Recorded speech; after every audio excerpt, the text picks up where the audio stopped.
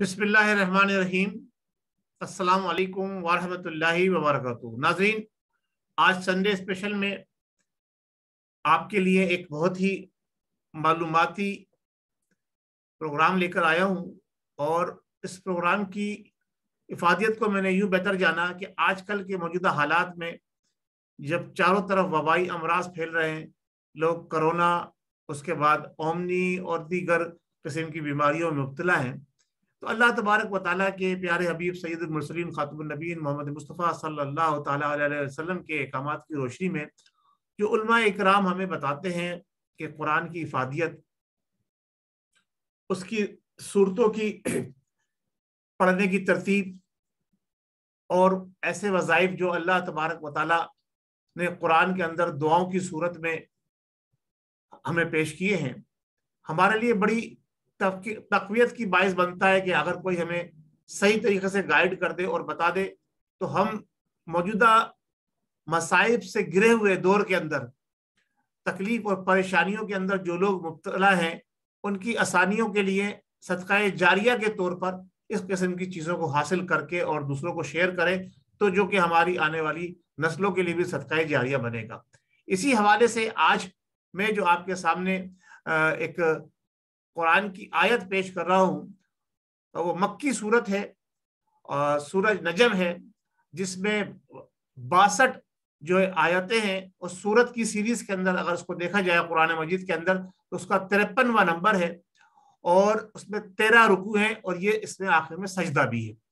तो ये बड़ी मोतबर जो है वो सूरत है और इसकी जो क्या नाम है 58 नंबर की जो आयत है वो मैं आपके सामने पढ़ने की जसारत भी कर रहा हूं और आप भी इसको कुरान मजीद से देख लीजिएगा और उसका तर्जुमा भी आपने मेरे उस पर देख लिया होगा, क्या नाम है, थंबनेल के ऊपर। नाज़रीन, सूरह नजम की आयत नंबर 58 ये हमें बताती है और ये आयत कुछ इस तरह से है कि लैसा लहा मिन दूनिल्लाहि काशिफा, लैसा लहा मिन दूनिल्लाहि काशिफा। इसको कुरान मजीद फुरकान हमीद से अगर आप देख लें तो आपको बेहतर आपको इसकी जो है वो तर्जुमा भी नजर आ जाएगा। और मेरे सामने जो तर्जुमा है अगर वो मैं आपके सामने पेश कर दूं तो वो भी आप देख लीजिए, वो भी आप सुन लीजिए। इसका तर्जुमा इस तरह से है, अल्लाह के सिवा इसका कोई खोलने वाला नहीं, अल्लाह के सिवा इसका कोई खोलने वाला नहीं। अच्छा, अब हमें जो बुजुर्गान दीन और औलिया अल्लाह से जो चीजें मिलती हैं उसको अगर हम अपनी गिरा से मान ले तो हमारे लिए बड़ी तक़वियत का बायस बनती है। लेकिन इन तमाम चीजों के अंदर सबसे अहम बात जो है वो ये है आपका ऐनुल और हक़्क़ुल यकीन। अगर आप कोई भी अमल कर रहे हैं, अल्लाह तबारक व तआला की जात बड़ी बाबरकत है, आप उसको जैसा तसव्वुर करेंगे, जैसा पाएंगे, ऐसे ही आपके लिए वो हर चीज बनाता चला जाएगा। आपका यकीन और पुख्ता होना चाहिए। यकीन कामिल मोहब्बत फातह आलम जहाद जिंदगानी में है मर्दों की शमशीरें।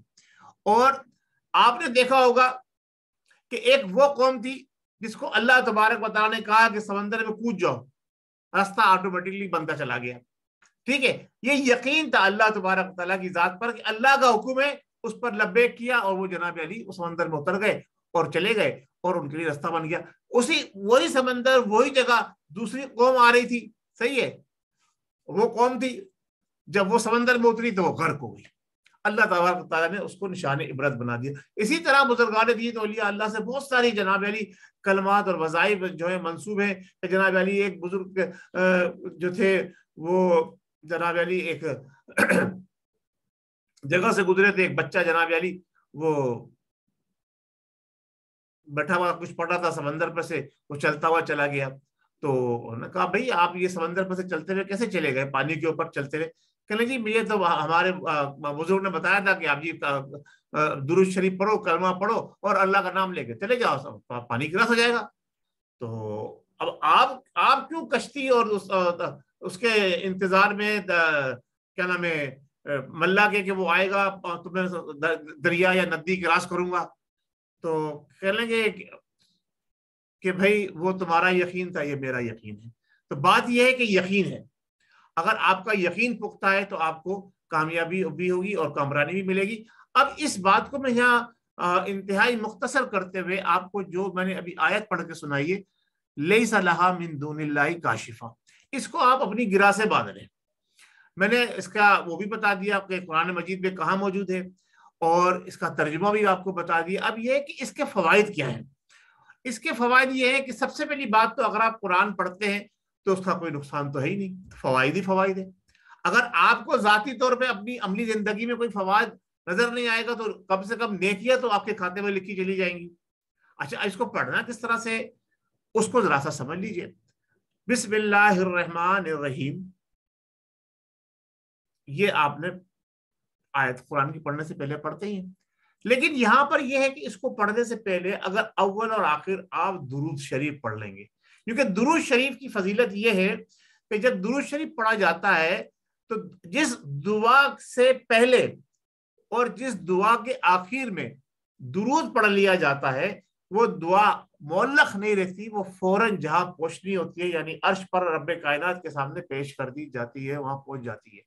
تو درود ابراہیمی سب سے افضل درود ہے، تو درود ابراہیمی پڑھیں اول اور آخر اس دعا کے، اور اس کو اگر آپ اپنا معمول بنا لیں، وظیفہ بنا لیں، تو اس آیت کا کرشمہ اور کام یہ ہے کہ اگر آپ کے جسم کے اندر کوئی بیماری ہے، پہلے سے موجود ہے، تو آپ اس کو روزانہ کا معمول بنا لیں، ہر نماز کے بعد 21 مرتبہ اول آخر درود شریف پڑھ کر یہ آپ قرآنی آیت پڑھ لیں کہ پہلے درود ابراہیمی پڑھا، اس کے بعد 21 مرتبہ درود ابراہیمی میں آپ کو پڑھ کے اس کا پورا ایک طریقہ آخر میں بتا دیتا ہوں جس طرح سے اس کو پڑھنا ہے مختصر سا۔ تو درود ابراہیمی آخر میں پڑھے اور شروع میں بھی پڑھے، اور 21 مرتبہ یہ سورت آپ پڑھیں، اور جو بیماری ہے اس کا تصور کریں اور اس کو پڑھ کر اس سورت کو آپ اپنے اوپر دم کر لیں، دونوں ہاتھوں پہ پھونک مارے اور پورے جسم پہ ہاتھ پھیر لیں۔ اسی طرح سے جو پانی آپ استعمال کر رہے ہیں پینے کا، اس پانی پر دم کر کے اس سورت کو جناب علی دم کر کے وہ پانی پیتے رہیں ہر نماز کے بعد۔ جناب علی اگر بیماری میں مبتلا ہے تو ہر نماز کے بعد 21 مرتبہ پڑھے، اگر خدا کے فضل و کرم سے آپ صحت مند ہیں اور بیماریوں سے وباؤں سے بچنا چاہتے ہیں، خاص طور سے آج کے دور میں جو یہ بیماری کرونا اور اومنی اور دوسری بیماری چلیں، ان سے بچنے کے لیے آپ روزانہ فجر کی نماز کے بعد اور عشاء کی نماز کے بعد اپنا ورد بنا لیں۔ 21 مرتبہ پڑھنے میں ہارڈلی 3-4 منٹ لگیں گے آپ کو، اور 3-4 منٹ کا یہ وظیفہ آپ کریں، آپ کے قریب کوئی بیماری پھٹکے گی نہیں، آپ بیماریوں سے ہمیشہ کے لیے محفوظ ہو جائیں گے جب تک یہ پڑھتے رہیں گے۔ اور اب میں اس کو پڑھ کے بتاتا ہوں کہ آپ نے کس طرح، لیکن اس کے ساتھ ساتھ جو میں نے شروع میں آپ کے بات کی، آپ کا یقین، اللہ پر یقین کہ اللہ ہی ہر قسم کی بیماری سے شفا دینے پر قدرت رکھتا ہے، نہ کسی دوا کو، نہ کسی پیر کو، نہ کسی حکیم کو، نہ کسی ڈاکٹر کو، نہ کسی بیت کو، کسی کو یہ اختیار حاصل نہیں ہے۔ تو اللہ کے کلام کی بڑی برکت ہے، جب آپ پڑھیں گے تو اس کی برکت سے آپ کو شفا ملے گی۔ تو آئیے ہم آپ کو بتاتے ہیں کہ کس طرح سے پڑھنا ہے۔ باوضو ہو کر پڑھیں، بہت اچھی بات ہے، اور اگر وضو نہیں ہے تو بھی پڑھ سکتے ہیں، لیکن باوضو ہو کر اللہ کے کلام کو چھونا، باوضو ہو کے اللہ کے کلام کو پڑھنا، یہ بڑا افضل کام ہے۔ تو آج کا سنڈے اسپیشل ہمارا یہ تھا کہ ہم آپ کو وہ راز بتانے جا رہے ہیں کہ جو راز آپ کو مل گیا اور تو آپ اپنی بیماریوں سے بچ سکیں گے۔ اس نفسا نفسی کے دور میں، مہنگائی کے دور کے اندر لاکھوں روپے لوگ دوائیوں پر، داروؤں پر خرچ کرتے ہیں، لیکن ایک تھوڑا سا اگر عمل کر لیں اپنی زندگی کو محفوظ رکھنے کے لیے، اپنی اولادوں کی زندگی کو محفوظ کرنے کے لیے، آپ اپنی اولادوں پر پڑھ کے بھی پھونک سکتے ہیں۔ آپ تصور کر لیں، اگر آپ کے بچے آپ سے دور ہیں، آپ کے ماں باپ آپ سے دور ہیں، آپ کے بہن بھائی، آپ تصور کر کے ان کے اوپر پھونک دیں، تصور کر کے ان کو پھونک دیں، تو وہ بھی بیماریوں سے انشاءاللہ تبارک تعالیٰ یقین کے ساتھ محفوظ رہیں گے۔ تو آئیے پھر ہم پڑھتے ہیں اس کو کس طرح سے۔ بسم اللہ الرحمن الرحیم پڑھ کر پھر آپ پڑھیں سب سے پہلے درود شریف۔ بسم اللہ الرحمن الرحیم، اللہم صلی علی محمد وعلی آل محمد کما صلیت علی ابراہیم وعلی آل ابراہیم انک حمید مجید، اللہم بارک علی محمد وعلی آل محمد کما بارکت علی ابراہیم وعلی آل ابراہیم انک حمید مجید، لیس لہا من دون اللہ کاشفہ۔ اس کے بعد پھر آپ یہی درود شریف پڑھ لیں آخر میں ایک دفعہ، اور یہ آپ نے لیس لہا من دون اللہ کاشفہ جو ہے وہ 21 مرتبہ پڑھنا ہے، اور اگر ہر نماز کے بعد معمول بنا لیں تو بہت ہی اچھی بات ہے.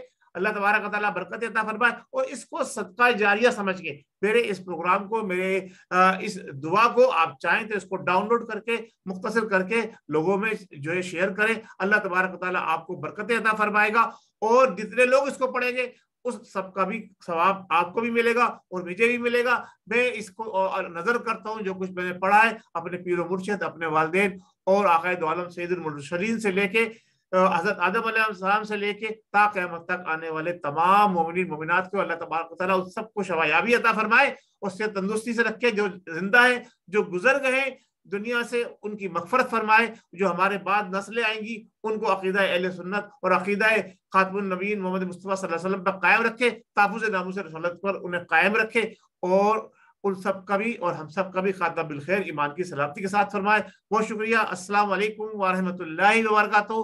جس شخص نے بھی میرا یہ پروگرام دیکھا ہے میں اس سے گزارش کروں گا اس کو جتنا سے زیادہ اپنے دوستوں میں، رشتہ داروں میں، قربت داروں میں، بہن بھائیوں میں شیئر کرے. صدقہ جاریہ کی نیت سے اس کو اجر ثواب ملے گا اور مجھے بھی اس کا اجر ملے گا. بہت شکریہ. السلام علیکم ورحمۃ اللہ وبرکاتہ. پاکستان زندہ باد. عالم اسلام کے تمام مسلمانوں کے لیے دعا گو اللہ تعالیٰ سب کو اپنی زبان میں رکھے. آمین بجائے سید المرسلین. صلو علی الحبیب صلی اللہ تعالی علیہ وسلم.